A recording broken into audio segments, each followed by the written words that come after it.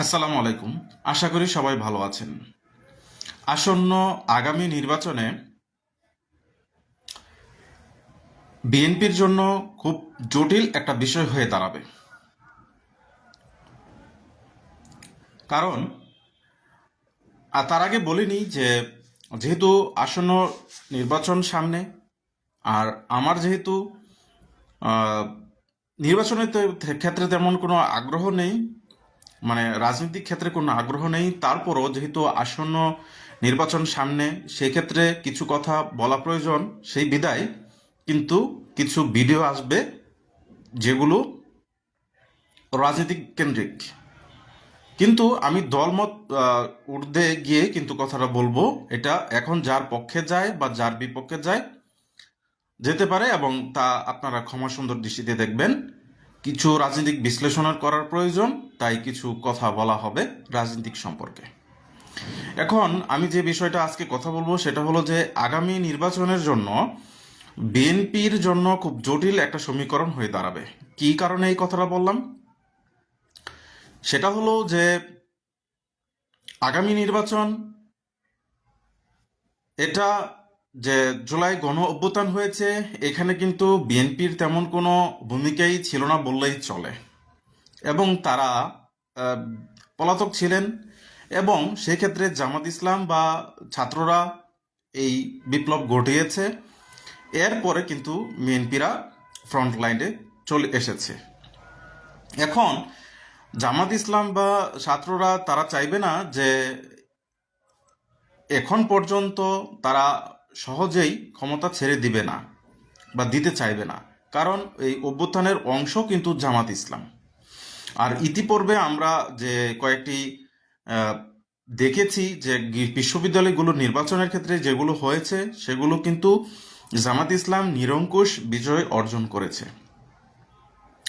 এটা একটা প্রাথমিক স্টেপ স্বরূপ যে জাতীয় নির্বাচনের আগে বিশ্ববিদ্যালয়ের নির্বাচনগুলো, কিন্তু বিশ্ববিদ্যালয়ের নির্বাচনগুলো যদি আমরা পর্যালোচনা করি তাহলে দেখতে পারি কিন্তু জামাত ইসলাম বেশ অনেকাংশেই এগিয়ে রয়েছে, এবং যার থেকে পিছনে রয়েছে বিএনপি।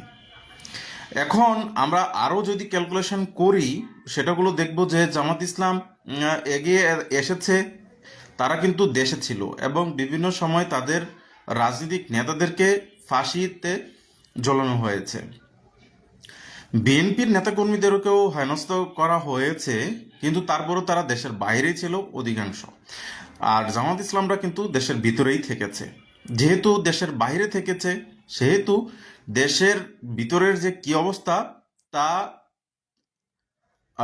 বোধগম্য নয় তা। এবং সম্প্রতি সময়ে যে বেগম খালেদা জিয়া মৃত্যুবরণ করার পর দলের ভিতরেও আমার মনে হয় যে কিছু ঝামেলার সৃষ্টি হয়েছে বা হতে পারে।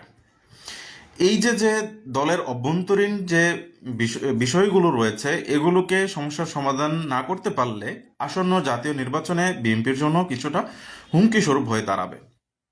এবং আরেকটা বিষয় যদি আমরা খেয়াল করি যে বিএনপির যে স্বতন্ত্র প্রার্থী কিন্তু কিছু জায়গায় দাঁড়াচ্ছে।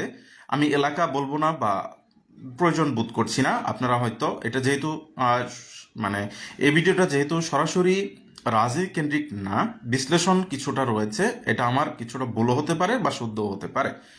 যদি ভুল বা শুদ্ধ হয় তাহলে আপনারা কমেন্ট সেকশনে আমাকে জানাতে পারেন। বর্তমান রাজনৈতিক প্রেক্ষাপট থেকে আমরা দেখতে পারি যে জামাত ইসলাম একটা সুসংগবদ্ধ দল হিসেবে সামনে এসেছে, এবং তাদের কোথাও কোনো বিরোধী প্রার্থী বা এন্ট্রি প্রার্থী দাঁড়াচ্ছে না, মানে স্বতন্ত্র ক্ষেত্রে তারা যেগুলাই নমিনেশন দিচ্ছে সেগুলোই কিন্তু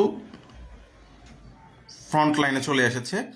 যার ফলে আমরা দেখতে পারি যে সর্বদিক মিলিয়ে কিন্তু জামাত ইসলাম বিএনপি থেকে এগিয়ে রয়েছে। আর যেহেতু সম্প্রতি সময়ে একটা কথা বললাম যে আহ, বেগম খালেদা জিয়ার ইন্তেকালের পর আর তারেক জিয়ার কিন্তু প্রুভ করতে হবে, নিজেকে প্রুভ করতে হবে।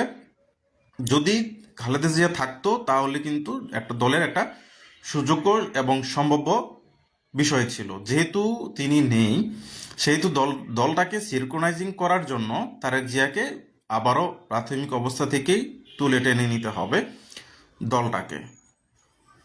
আর যদি কোনো রকম কোনো রকম সমস্যার সৃষ্টি না হয়, তাহলে জামাত ইসলাম আসন্ন নির্বাচনে বিএনপি থেকে এগিয়ে থাকবে।